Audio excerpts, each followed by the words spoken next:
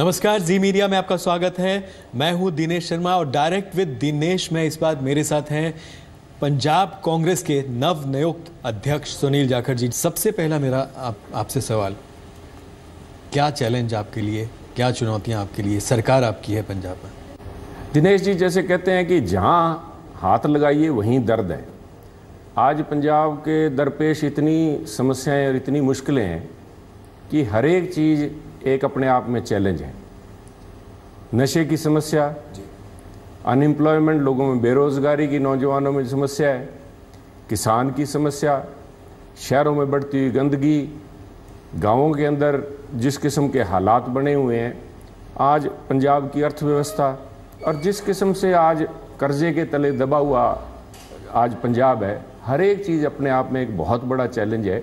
और इन सबको प्रायोरिटी पे, सबको प्राथमिकता पे लेते हुए पंजाब कांग्रेस इस बात के लिए वचनबद्ध है कि अब इन समस्याओं को एक समय सीमा के अंदर इनको पूरा करेंगे। समय सीमा की आपने बात की। कैप्टन अमरिंदर चुनाव से पहले, चुनाव के दौरान कहते थे कि 4 हफ्ते में जो है पंजाब नशा मुक्त कर देंगे। 4 हफ्ते हो गए, 4 हफ्ते तो बीत गए, 2 महीने होने वाले हैं। क्या, कितना ड्रग्स जो है पंजाब से खत्म हुआ? ड्रग सप्लाई की जो कमर है दिनेश जी, मुझे कहते हुए इस बात का गर्व है कि वो बिल्कुल तोड़ दी गई है। आज नशे की जो उपलब्धता है, जो आज बाजार में जो लोग नशा खरीदते हैं, बिकता है, आज उसकी कीमतें आप देखिए आसमान को छू रही हैं, क्योंकि नशा आज आ नहीं रहा।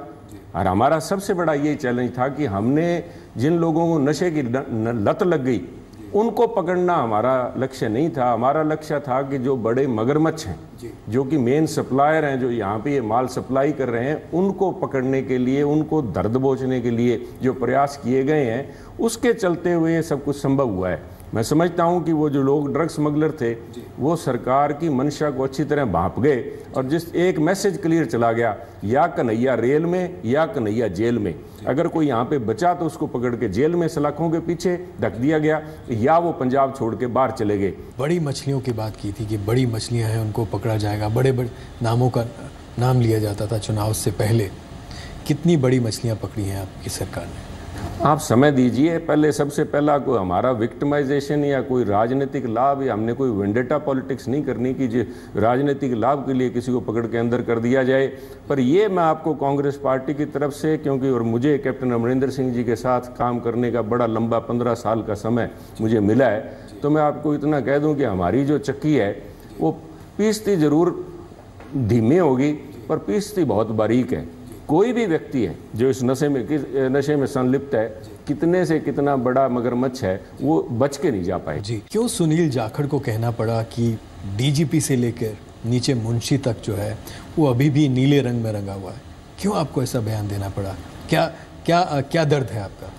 दर्द नहीं साहब, ये पंजाब का दर्द है। पंजाब के अंदर 10 साल का जो इन्हें मौका मिला, नाम तो अकालियों ने लिया था पंजाब की जनता की सेवा करने का, पर इन्होंने सारी की सारी प्रशासन का राजनीतिकरण इस तरह से किया गया है कि जो भी काम करने वाला ऑफिसर था, जो रूल ऑफ लॉ अवेयर करना चाहता था, उनको इन्होंने एक तरफ कर दिया और वो लोग आगे ऐसी क्रूशल पोजीशंस पे बिठा दिए जो कि इनके कहने के ऊपर सरकारी ताकत का इस्तेमाल अपनी जेबें भरने के लिए, जनता का दमन करने के लिए और पंजाब को लूटने के लिए जो इस्तेमाल कर रहे थे, आज वो लोग अभी भी उनके मन में ये बात समझ में नहीं आई कि ये जो सरकार है ये यहाँ पे पैसा कमाने के लिए नहीं आई, ये नाम कमाने के लिए आई है। मैं समझता हूँ सबसे बड़ा फर्क इस अकाली सरकार जो गई है और कांग्रेस सरकार और कैप्टन साहब की सरकार में है कि कैप्टन साहब ने ये ध्येय बना रखा है कि मैंने यहाँ पे I want to leave a legacy.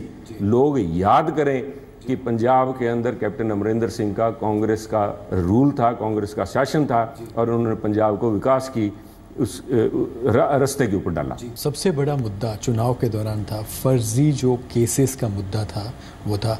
आपकी सरकार आई, कमीशन बना दिया गया। क्यों कांग्रेस में कमीशन बना दिया जाता है?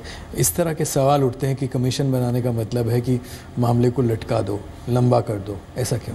नहीं सब, ये ऐसी धारणा कोई भी नहीं है। कमीशन बना है अभी और कमीशन के सामने सभी एमएलए साहिबान और जो भी पब्लिक रिप्रेजेंटेटिव है उनको इस बात का उनको प्रोत्साहित किया जाएगा कि जिन जिन के हलकों में जहाँ कहीं भी इस किस्म के गलत फर्जी केसेस बनाए गए हैं वो सारे के सारे उनके सामने रखे जाएं ताकि उनका जल्द से जल्द निपटारा हो सके और ये जो तशद्दुद का राज था जिसे मैं जंगल राज कह रहा हूँ उसका जो प्रभाव है उसको ख़त्म किया जा सके। आप कह रहे हैं लोगों की सरकार है, जनता की सरकार है, उस कमीशन के सामने गांव से एक जो गरीब है जिसके खिलाफ ये झूठे पर्चे हुए हैं दूर दराज पंजाब से, वो कहाँ से चंडीगढ़ आएगा? क्या कमीशन को उनके पास नहीं जाना चाहिए? आयोग के जो जज हैं उनको उनके पास जाना चाहिए, या फिर दूर दराज से जिनको मालूम भी नहीं है कि हो सकता है इस कमीशन के सामने किस तरह से अपनी दरखास्त रखे, केस रखे, तो क्या इसका सोल्यूशन है? देखिए, मैंने जो आपसे गुजारिश की कि जो एमएलए या पब्लिक रिप्रेजेंटेटिव्स हैं उनसे निवेदन किया गया है कि वो कमीशन की निगाह में ये लेके आएँ और जहाँ कहीं भी ज़रूरत होगी, हो सकता है डिस्ट्रिक्ट हेडक्वार्टर पे जाके सुनवाई की जाए, ब्लॉक हेडक्वार्टर्स पे जाके सुनवाई की जाए। अभी तो काम चालू हुआ है। आई थिंक 2 महीने के अंदर सारी समस्याओं का 10 साल का जो एक इतना बड़ा अत्याचार का बवंडर बना रखा है इन्होंने, उसको करने के लिए समय जरूर लगेगा, परंतु सही दिशा में कदम उठा दिए गए। जाकिर साहब, एक आरोप जो है वो आम आदमी पार्टी की तरफ से या दूसरी पार्टियों की तरफ से ये भी लगता है चुनाव से पहले कि कहीं ना कहीं साठगांठ है। अगर कांग्रेस की बात की जाए, शिरोमणि अकाली दल की बात की जाए, तो कहीं ना कहीं साठगांठ का आरोप लगता था। देखिए, आरोप तो उन्होंने बहुत लगाए, वायदे भी उन्होंने बहुत किए, परंतु आज जिस हालात में से आम आदमी पार्टी गुजर रही है, ना सिर्फ लोग ठगे हुए महसूस कर रहे हैं कि बहुत से वेल मीनिंग लोग भी जो आके इसके साथ जुड़ गए थे, जो कि खुद आज उनके चुने हुए नुमाइंदे के तौर पे, वो भी अपने आप को ठगा हुआ महसूस कर रहे हैं। उनके इल्ज़ाम लगाना या ना लगाना पंजाब के लोगों ने जिस बुरी तरह से नकारा है, ना सिर्फ उन्होंने अकालियों को नकारा है बल्कि वहीं साथ में आम आदमी पार्टी को भी उनको एकदम से नकार दिया। तो उसके साथ उनके जो भी जिस किस्म के एलिगेशन लगाए गए, जो इन्होंने आरोप लगाए या जो साजिशों की बात करें, वो सारी अपने आप लोगों ने नकार दी। जाखिर साहब, एक जो सवाल है पंजाब के किसानों का सवाल है। पंजाब का किसान ये जानना चाहता है कि उनका जो कर्ज है, जो वादा किया गया था उनको कर्ज माफ़ी का, वो कब पूरा होगा? देखिए, इसके ऊपर जो हमारा डॉक्यूमेंट है, आप बजट तक की इंतज़ार करिए, ज़्यादा समय नहीं है।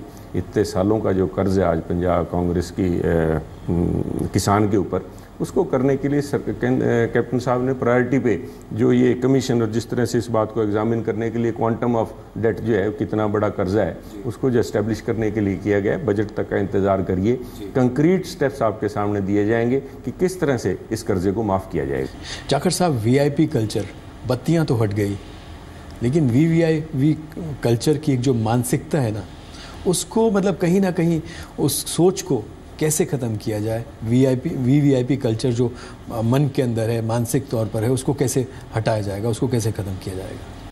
मेरा मानना है दिनेश जी, ये लाल बत्ती उतारना एक महज एक सिंबॉलिक एक अपना इरादा दर्शाने की बात है। हमारा इरादा ये नहीं है कि कोई आदमी अगर जिसको विशिष्ट सेवाएं प्राप्त हो रही हैं तो उसको उठा के आम आदमी के पास बराबर कर दिया जाए। हमारा असल मायने में VIP कल्चर तब खत्म होगी जब एक आम आदमी को उठा के वही सुविधाएं जो लाल बत्ती वाले को मिला करती थी, बिना लाल बत्ती के उसको भी मिले, हर व्यक्ति को मिले। ये हमारा आदर्श है। इस बात को लेके ये सरकार, this is what I call change in the mindset. एक हाल ही में एक जो फैसला हुआ, दमदमा साहिब के जो जत्थेदार थे उनको हटाया गया। उन्होंने कहा कि जो सच उन्होंने बोला उसका खामियाजा उनको भुगतना पड़ा। सच हमेशा कड़वा होता है साहब, और जहाँ मैं आपको राजनीतिकरण की बात कर रहा हूँ, कम से कम धर्म को तो छोड़ देना चाहिए था। ये आज लोगों के मन में धर्म में जो आस्था है उसमें भी ये विघ्न डालने वाली बातें हैं। मैं समझता हूँ किसी भी संस्था के लिए ये बातें शोभा नहीं देती, और जो किया गया नहीं किया गया, ये बात पंजाब के लोग वो इस बात को भली भांति समझते हैं कि सच कौन बोल रहा था और क्या मसले थे, किन बातों को लेके ये सारा कुछ हुआ। परंतु धर्म को राजनीति के लिए या राजनीति से धर्म को चलाया जाए, हमारी मीरी पीरी की जो संस्था, जो गुरु साहिबान ने जो पंजाब में एक दिशा दिखाई थी, ये समझता हूँ वो इसी बात के लिए थी। आज उस बात को भी अगर उसमें भी लोगों की शक पैदा होने लग जाए तो ये मैं समझता हूँ किसी भी मुल्क के लिए, किसी भी स्टेट के लिए कोई अच्छी बात नहीं। जी जाखिर साहब, पंजाब में हार के बाद आम आदमी पार्टी और आम आदमी पार्टी के जो संयोजक है अरविंद केजरीवाल, दिल्ली के मुख्यमंत्री भी हैं, वो इसका पूरा का पूरा ठीकरा जो है इलेक्ट्रॉनिक वोटिंग मशीन ईवीएम पर ठोक रहा है, उस पर डाल रहे हैं। क्या आपको लगता है कि उनका ये जो पूरा का पूरा दोष जो है ईवीएम पर मरना, आपको लगता है वाजिब है, सही है? देखिए, इस बात को लेके जो इलेक्शन कमीशन ने कदम उठाए हैं, मैं समझता हूँ दूध का दूध पानी करने के लिए आवाज़ें तरह तरह बड़ी जगह से उठ रही हैं कि ईवीएम का इस्तेमाल किया गया, परंतु ये बातें इस ना कि एक दिल्ली के असेंबली के अंदर एक मॉक या डमी के ऊपर करके ओरिजिनल मशीन के ऊपर जिस तरह से इलेक्शन कमीशन ने चैलेंज किया है कि उसको अगर कोई उसमें दखल करके या हैक करके दिखाता है तो मैं समझता हूँ उसके बाद स्थिति क्लियर हो जाएगी और लोगों के सामने सच्चाई सामने आ जाएगी।